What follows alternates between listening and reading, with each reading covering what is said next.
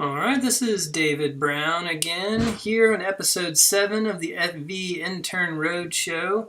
Today we're going to be dealing with how to compile content from Scrivener into a print product, a PDF, that we can load into CreateSpace, which is Amazon's print on-demand creation platform here. So to start that out, we're actually going to go back over to Scrivener.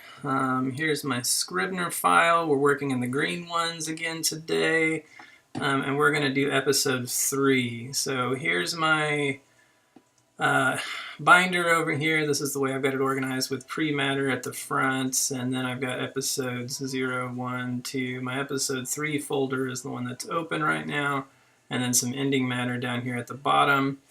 I've got my copyright up here in the top that I'm going to use for my print product, so I'm going to end right after my author bio. Got those selected. I'm going to go up here to the compile button for export or print. Click that. There's 3 main things we're going to need to check here. Make sure that we've got the right content clicked in. So title page, copyright, note to reader are the 3 things in the beginning that I want. Episode 3, all of my episode 3 content is selected. And none of my other episode folders are selected. Then I've got the what's next and the author bio, kind of the sales funnel and author bio here at the end. Clicked, so that is right. And then formatting is all going to be the same. I haven't changed any of this since I was just doing the first 2 episodes, so none of that needs to be messed with. Page settings, this one has to be changed every episode. There's one thing in here coming in and dealing with the facing pages of the header. This is the content at the top of the page. Says episode 2, so I need to change that real quick to episode 3 for this one, so that will reflect correctly. And then the metadata, I'm going to go over here and change from episode 2 to episode 3, so that will reflect correctly.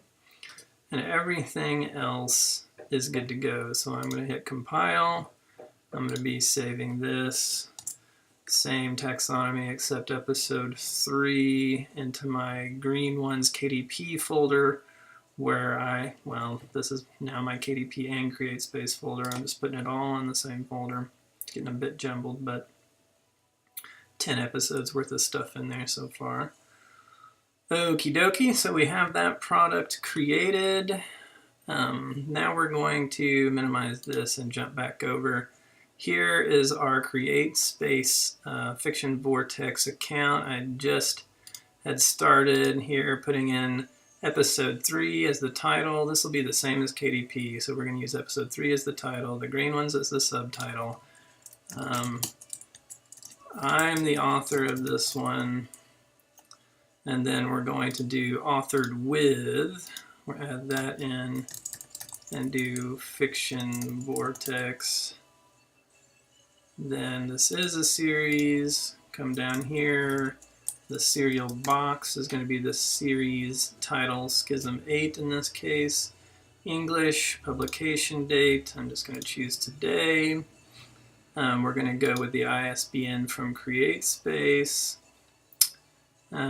Then my trim size, I'm going to go, we almost always do 5.5 by 8.5. It's a nice medium size, affordable product without being too big for boxes to ship or shelves or that type of thing. Black and white interior.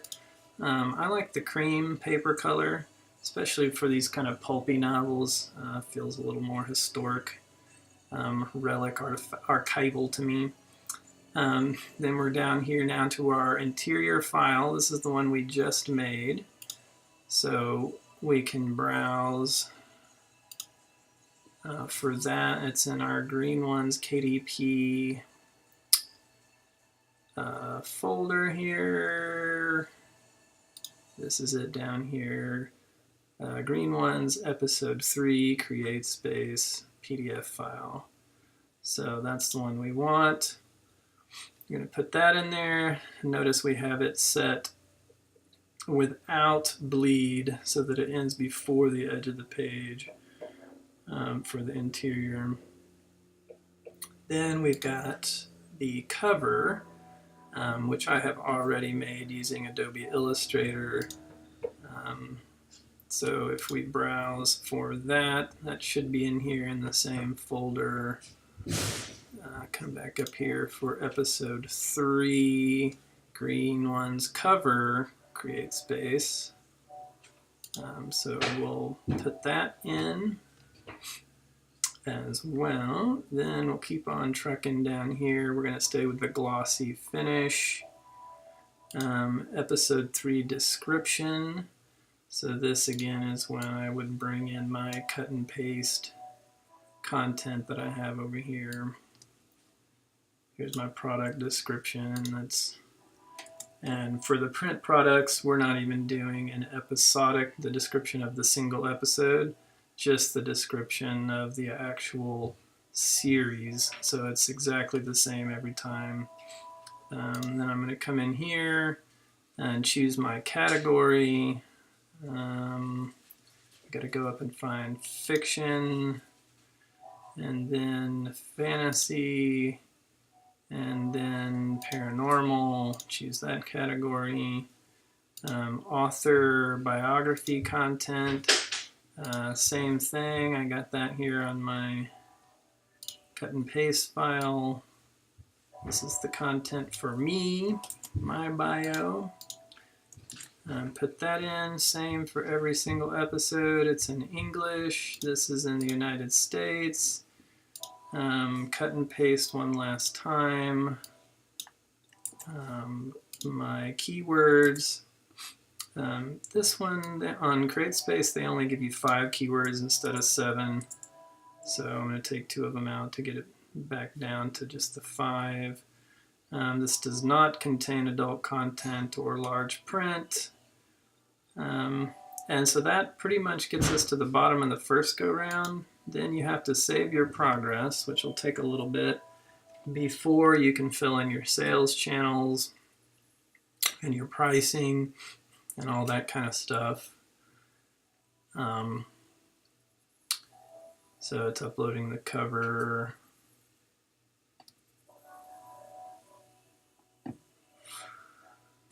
But pretty similar to how the KDP process works. You just have to make sure you've got your, instead of an EPUB file, it's a PDF file that we compile from Scrivener. So it's a separate file. It takes a little bit more effort to make that file because you have to ensure that you don't have single pages at the ends of chapters that have, 2 or 3 lines at the top of the page, or worse yet, like just a few words.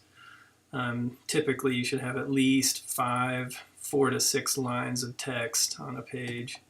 Now that it's got that, we can select these channels. Each one takes a little bit of time.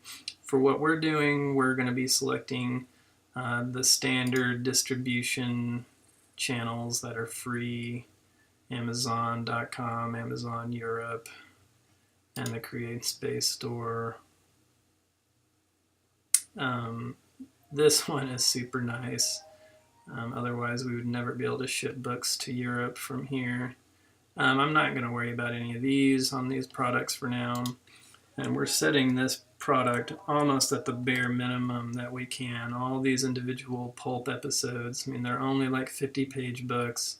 So we're setting them at just about as low as we can. I don't remember exactly what this one was, but I'm not leaving it